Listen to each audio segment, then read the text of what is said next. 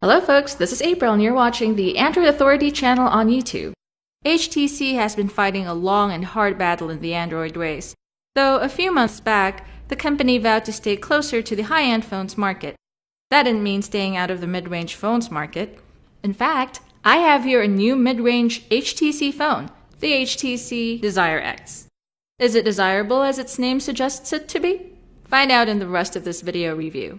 The HTC Desire X looks pretty much like the HTC One X. As you can see, it is a small phone.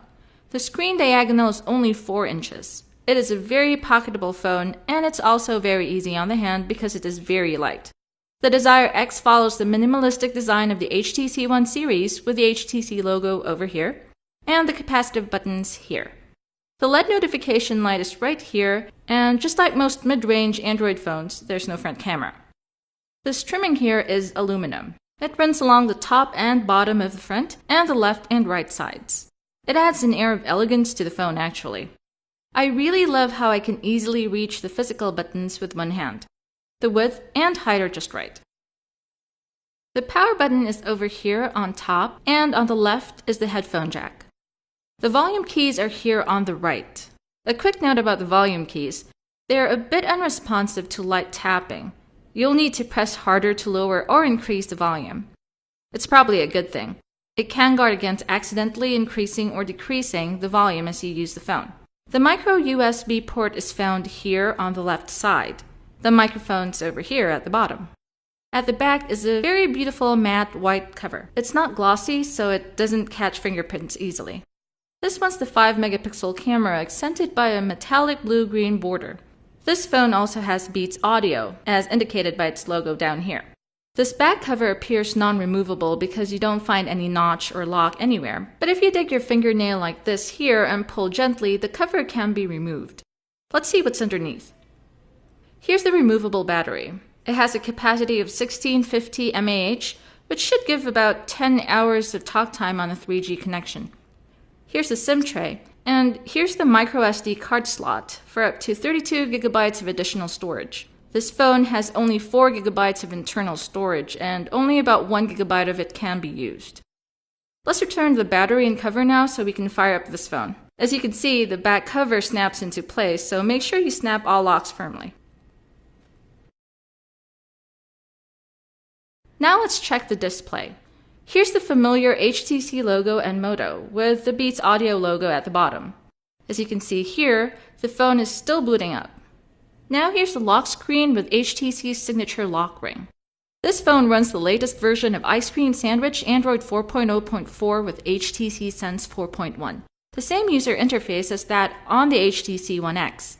Sadly, no Jelly Bean for this phone yet. Drag the ring to unlock the phone. Here's the home screen. Here's the HTC standard clock and weather widget. It's actually one of the most beautiful we've ever seen. This home screen is pretty much a smaller version of the HTC One X home screen. As you can see, swiping between home screens is very smooth and fluid. But I noticed that the capacitive button sometimes takes some time before responding to touch input. The display itself is very sharp. As I've mentioned, the screen diagonal is 4 inches. Display resolution is 800 by 400, which gives this phone a display density of 233 pixels per inch. With such density, the display is very sharp and crisp, as you can see here.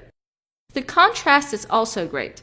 However, I noticed a bluish tint on the display. Regardless, it's an amazing display for a phone that's considered mid-range. The Desire X is powered by a Qualcomm Snapdragon MSM 8225 chipset with a dual-core 1 GHz CPU.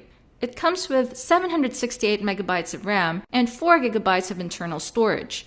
Storage expansion is possible up to 32 gigabytes more, courtesy of the microSD card slot underneath the back plate. As for the camera, it surprisingly is snappy. I particularly love how fast it autofocuses on the subject, though there's some slight delay after you press the shutter. Photo and video quality is quite okay too, especially those taken outdoors. Though it cannot record HD videos. Neither can its stock media player play HD videos.